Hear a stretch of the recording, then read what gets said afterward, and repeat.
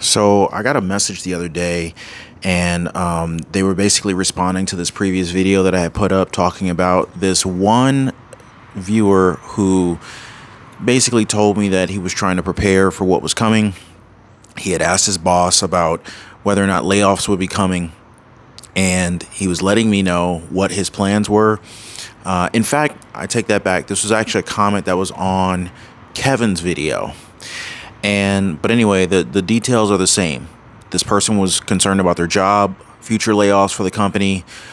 He wasn't very sure about the stability of the company going forward. And I felt like this situation, I felt like this particular story resonated with probably many Americans at this point, with the recession that we're likely to be heading into, inflation at 40-year highs, and whether or not the government wants to admit to the fact that we are actually in a recession or not. This really doesn't change the fact that the average American is finding it harder and harder every single day just to keep their head above water. In fact, I read an article not too long ago, and it was basically saying that the average American today doesn't have enough money in savings to be able to cover an unexpected $500 emergency without going further into credit card debt or needing some form of a loan, maybe a payday loan, since most Americans at this point statistically are living paycheck to paycheck. Now, one thing that was really startling to me was the fact that in this article, it said that the average American family of three was earning $63,000 a year. Now, I just want to ask the community, if you're watching this video now, does this sound about right to you that the average family of three is earning $63,000 a year? Drop me some comments down below. I got a feeling that this number is a little bit off, or somehow the numbers are skewed, because I feel like $63,000 a year for the average family of three is a little bit high, but you guys would be a better judge of that. Now, the reason that this really struck me is the situation I ran into today. So I visited Kevin over the last several days, and we had been hanging out, had a great time with the family. You may be familiar with PFS on YT, as well as Kevin, my brother. So we had a great time. We actually did a couple videos together. But since I came back, I started up my car because I didn't drive my car going down to visit him. So my car sat here during that time. So I start the car up, and you guys might have experienced something like this in the past, but I go to start the car up. The car starts fine. I was about to pull out, and I noticed a yellow light on the dashboard. Now, if you're like me, you hate seeing yellow lights on the dashboard, whether it's a check engine light or, any other type of unexpected emergency notification light on your vehicle, because why? Generally speaking, it's going to cost you a lot of money to fix it. And with the economy the way that it is, with inflation, pending layoffs. I mean, we just heard the other day that Bed Bath & Beyond is shutting down 150 stores. Now, 150 stores. Just think about the fallout from that, right? If you got 150 stores shut down, how many employees probably work at the average Bed Bath & Beyond store, right? I'm willing to bet that, there's probably at least 20, 30 employees that live at each and every single store. And it goes beyond that. Think about all of the stores that are around a Bed Bath & Beyond. Generally, you'll find them in a shopping center. Think about how many other stores will be negatively impacted by a Bed Bath & Beyond shutting down. Heck, imagine if a Bed Bath & Beyond is an anchor store within a particular shopping center. I mean, many other businesses are going to be negatively impacted by that. It's going to leave a big gaping hole in the shopping center wherever that Bed Bath & Beyond was. But so think about how many employees are going to be let go. Think about how many companies that would supply products to that to those 150 different Bed Bath & Beyond stores that are all of a sudden going to see their business revenue numbers decline, their profit margins decline as a result of fewer products being ordered. Because 150 stores have closed, it's very likely to assume that there's going to be a drastic decrease in the demand for all of those products that those stores were ordering from many different manufacturers. So it's like this problem, it cascades beyond just Bed Bath & Beyond. And we're not even going to talk about the whole pump and dump stock market manipulation scandal that's going on with the CEO of Bed Bath & Beyond. I'll save that for another story. In fact, I covered that on a previous video. You guys should probably check that out. Also, Kevin covered that on one of his previous videos as well. But here's the thing.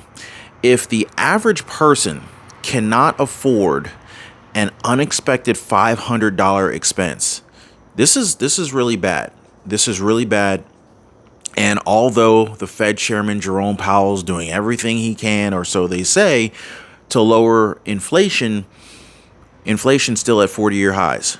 Now, luckily for me, I was prepared, and I had a, what do you call it? It's a automatic tire pump in the car. So basically, maybe 15 years ago, can't believe it still works, knock on wood.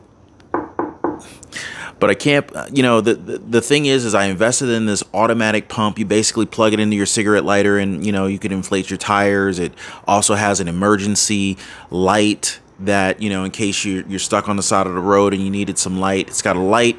It's also got a, it's got a hazard flasher. So if you needed to, you could plug it into your cigarette lighter, assuming the car battery wasn't dead. And that could also serve as some degree of safety, you know, just to provide light to indicate, you know, the vehicle's in distress. Anyway, so I realized that my tire wasn't flat.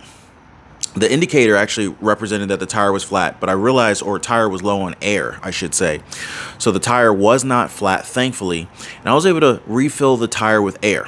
Now, this particular tire was at 24 PSI. Now, the other tires, they were at like 33, 34, 35 PSI. And so obviously this is something I'm going to have to address. I was able to refill the tire, but the tire places, you know, all of the service places, the auto repair, tire repair places were closed for the day.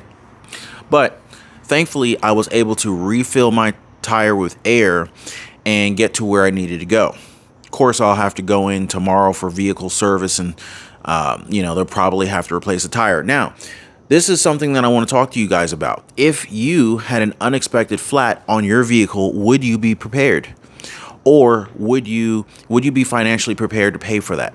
Or would you have to finance the repair? Would you have to throw the repair cost on your Visa, your MasterCard, your American Express? Would you be okay? Do you have the cash to be able to cover that expense, or at least put it on your credit card, but be able to pay the credit card off at the end of the month?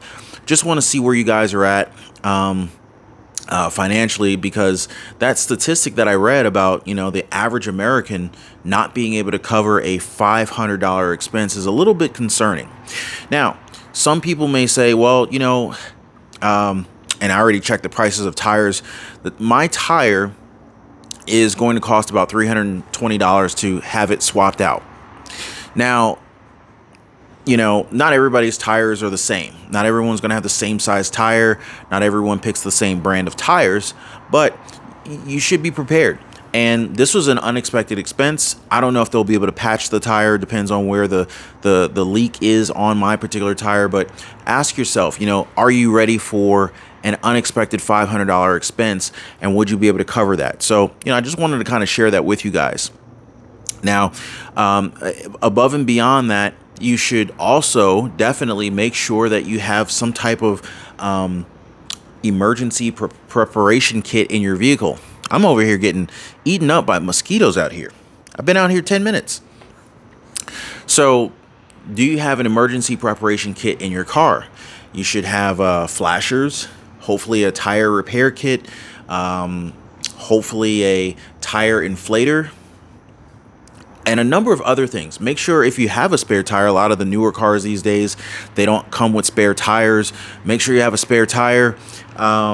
Make sure that if you have a spare tire, that your spare tire has air in it, because what I've found is generally over time, the spare tires can go, you know, they can lose air. So make sure you're good. But anyway, just wanted to quickly check in. I haven't been on this channel and uploading in a little while. Wanted to check in, make sure you guys are good.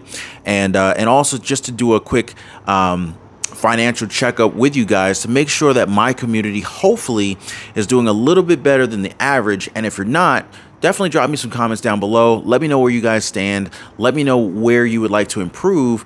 I definitely want to help as many people out as I can. I hope you guys got some value out of this video. Drop a like if you can. Consider subscribing, and I'll see you on the next one.